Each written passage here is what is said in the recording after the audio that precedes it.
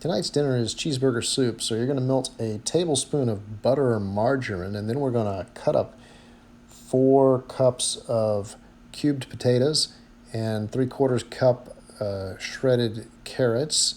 We need a half a pound of hamburger meat that we're going to add to the butter and saute or brown.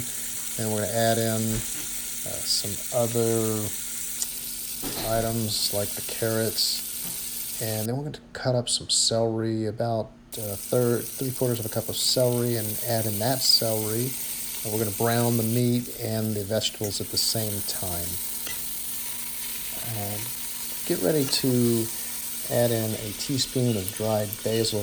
Let's drop in the potatoes. 4 cups of potatoes, and then a teaspoon of dried basil and a teaspoon of dried parsley. Add those into the mix and stir it all up really nicely. After that, we're going to add in 3 cups of chicken broth. And we're going to bring this to a boil and let it simmer for about 12 minutes. Meanwhile, we're going to take the remaining 3 tablespoons of butter and 1/4 cup of flour. Mix that until it's mix that together, and then we're going to add in 1.5 cups of milk and stir that until it's nice and smooth.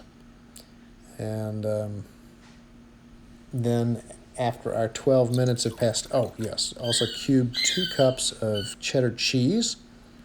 And then after our 12 minutes have passed, we're going to gently, slowly pour in that milk while stirring, which is hard to show on the film. And then after you bring that to a boil and reduce to a simmer, then we stir in the cheese.